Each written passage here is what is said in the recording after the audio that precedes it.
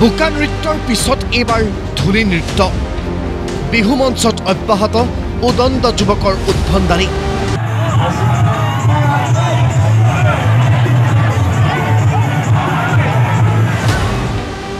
মাতাল যুৱকৰ উশৃংখল আচৰণত অতিষ্ঠ জনতা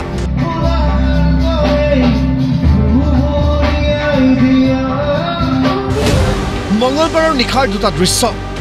এটা দৃশ্য জাজিৰ আৰু আনটো সৰভোগৰ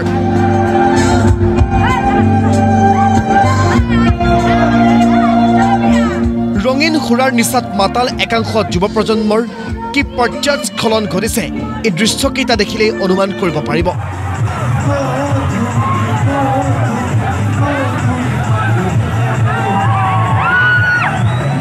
জাজিত জুবিন গাৰ্গৰ সংগীতানুষ্ঠানত এনেকৈয়ে বোকাত লুতুৰি পুতুৰি হ'ল একাংশ যুৱক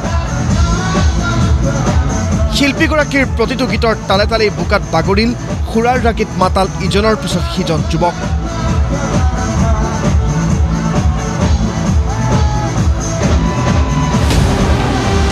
একেদৰে সৰভোগতো জুবলিৰ সংগীতানুষ্ঠানত ধূলি নৃত্য কৰি বৃহত্তৰ বৰনগৰ ৰঙালী বিহু সন্মিলনৰ বাকৰি ধূলিময় কৰি তোলে আন একাংশ যুৱকে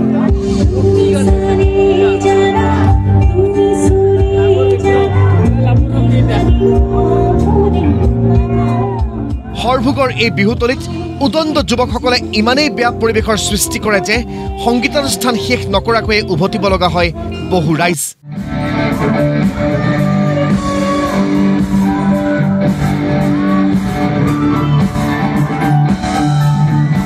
তথাপিও দুয়োগৰাকী শিল্পীয়ে গীতেৰে মোহাচন্ন কৰিলে উপস্থিত ৰাইজক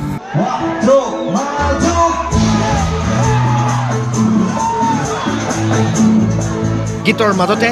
জাজিত আহিবলগীয়া ছবি চিকাৰৰ প্ৰচাৰো কৰিলে জুবিন গাৰ্গে নতুন চিনেমা আহিছে চিকাৰ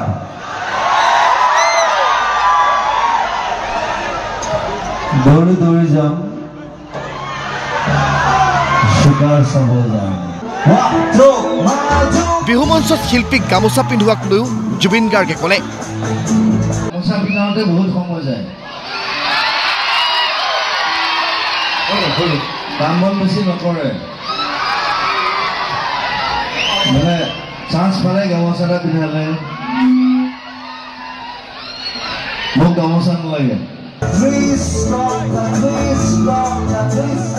কিন্তু সুৰাৰ ৰাগীত মাতাল এই যুৱকসকলৰ কাণ্ডই চিন্তিত কৰিলে দুয়োটা স্থানৰে সচেতন জনতাক নিঃসন্দেহে এনে অপসংস্কৃতি কোনো কাৰণতে কেতিয়াও মানি ল'ব নোৱাৰি কাৰণ এনে অপসংস্কৃতিয়ে কেৱল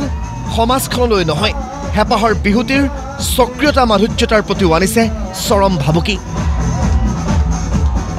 গৌৰীসাগৰ আৰু বৰপেটাৰ পৰা ক্ৰমে ভিডিঅ' জাৰ্নেলিষ্ট আব্দুল ৰহিমৰ সহযোগত ৰূপম বৰবৰা আৰু অনুপম অনিৰুদ্ধৰ ৰিপৰ্ট প্ৰতিদিন টাইম